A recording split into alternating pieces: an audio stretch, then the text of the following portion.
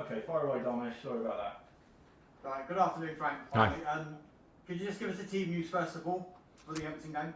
Yeah, we're the same. We're the same as we were in midweek. Hakim Ziyech we know, and Callum are out for around a couple of weeks. Christian Pulisic had a tiny bit of awareness off the back of the Leeds game, in one of his hamstrings, but he's training normally, so we should be as we were. Carlo Ancelotti will be in the home dugout on Saturday. Just give us an idea where he ranks in the managers you've played under, and is there any attribute that he has that maybe you've taken into your managerial style? I'd never try and take something off someone as such. You can be influenced by people, and I was heavily influenced by him as a player and as a man at the time. He's right at the top when I speak about the managers that I work with. For everything about him, his huge success he's had in his career at various clubs, and one-to-one I found him a great coach, a great man, and as I say, he influenced me, and I very much look forward at all times to seeing him and speaking to him. Frank, I'm sure you would have seen the players walking off in Paris on Tuesday. Did that feel like a big moment, a seminal moment perhaps in the fight against racial injustice? And if anything like that happened with your team, with your coaching staff, would you encourage them to walk off? I'm not sure about seminal moment. It was an important moment, as all these things are, as the world moves on and we try to move in the right direction. I wouldn't want to comment on a situation as opposed to a possible situation in the future. We would always see that. I think everyone knows how we at Chelsea feel about racism and equality, and I certainly, as manager of the club, feel the same, and it's my job to be the front line of that for us. Just a final one from me. The man at the forefront of what happened there was Demba Ba, someone that you've played alongside. What would your message be to him just now? I don't have a message for Demba Ba. Sorry, I don't. I play with Demba. I get on well with him, but I honestly don't know enough, Dharmesh, to be honest, about the situation close up. So I don't want to get too involved in that. As I say, I just want to reiterate where we stand on these things. I think we've been very clear about it. Thanks, Dharmesh. Let's go to Nick. Hi, Frank. Good news on Christian then, if he's avoided injury. You must be relieved on that. And just on a separate note, just on Jorginho, obviously stuck to his guns with his penalty style and converted the spot kick the other night. You must be delighted with that and just his sort of attitude to everything overall at the moment, because he seems, he's whenever called upon, he's putting it in, and he's turning in the performances for you. Yeah, with Jorginho, I think he's. I didn't doubt his ability in taking penalties. I think it's normal that you take as many as he does for club and country that you can miss. He missed a couple in succession, but as you saw, he's taking penalties the other night for us, and he's confident in his style, and I'm confident in that too. So that's not a problem. And he gives everything. Vice captain of the club whenever he plays, whenever he trains, how he acts. So I'm delighted with him, and with Christian. Christian is, it's a work in progress. I don't want to call this an injury that he had in midweek. If the game had been a different type of game, it may have been one where I would have felt I would have used him. We know his abilities. That's very clear. He showed them when he came on against Leeds last week. I just have to find the right way to get the best out of him regularly and consistently.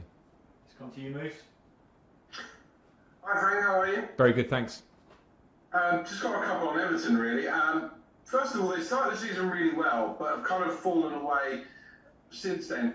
Do you think it's a bit of a false dawn, or do you think your friend Carlo Ancelotti is going to have to take a little bit of time to turn it around? Because from the outside, it's hard to see why Everton don't challenge more towards the top six. So I just think that's the Premier League, and it's the nature of it. And they started very well. They've got quality players. I think they had quality players anyway. They've brought in quality players. They have a fantastic manager, one of the best in the world. And this Premier League, unfortunately, is unforgiving. I know they've had a few injuries, but we all have our own moments or patches where it's results are challenging. But it doesn't change my thoughts about how I approach playing against Everton. I think they're a very, very good side with great individuals within a really good collective that can win games, as we saw early in the season. So I'm focusing more on their strengths and the dangers that we faced going up there, which we found out last year. I know it was a different time, different manager at the time, although he's still on the staff. But it was a very tough match for us, and that should be fresh in our minds. And in terms of the title race, I know you're going to say we're only in December and the title isn't won in December, but we genuinely have a really exciting title race between more than one or two teams this season, which obviously you're heavily involved. Jose describes Spurs as being only a little pony at the moment. Where would you put Chelsea? I don't know. I mean, I don't want to find a play on words with it or anything. I just want to say that we are happy where we are, but I know that there's a long way to go. I don't think it really matters too much the rhetoric. Jose gets asked about it a lot. I do, once, twice, 3 times a week, and you have to give an answer. I think with Tottenham, they've got fantastic players and a really strong squad. And the words are not that important at this point. It's more about, for us at Chelsea, how much we keep working and understand that consistency over a season is what wins titles, not matches until the middle of December. Alistair at BC. Hi Frank, I just wondered, just picking up on that, are you ahead of where you expected so far this season? It was really hard to have clear expectations because of the variables at the start of the season, the COVID times, pre-season, new signings, some injuries, and I didn't know how that would pan out, and we didn't have enough time. And you'd normally have a long pre-season to factor these things in and try and work through them, and we didn't. So I think it was slightly false at the start of the season for us in some of the performances and results. And at the moment we're getting very good performances and results, and the reality is we're probably somewhere in the middle of that, and we need to make sure the consistency is something we find going forward. So I'm not sure where we are compared to expectations. I always want more. That's just where I'm at the moment. I'm going to finish this section with a question from Andy Sixsmith. Go ahead, Andy. Hi Frank, just given how hectic this season is with COVID and everything surrounding it, I know Champions League is clearly an important competition for Chelsea, but how important is it to just have the Premier League for the next couple of months to focus on, given the hectic schedule? Yeah, it's important, and it's why it was very good for us to win our group in the Champions League and get a real confidence booster, and then put that away until that starts again in the new year, and to focus on what is a busy schedule. If you look at our next 4 games, Everton, we'll go to Wolves, we have West Ham, we have Arsenal on Boxing Day, and you see exactly how challenging that is in a short space of time, because they all are really strong teams. So it's important for focus. It's important for the squad to understand that this Premier League is so tough and so unforgiving that if we drop our standards, we won't be where we want to be. So focus all on the Premier League. Thanks. That ends the broadcast.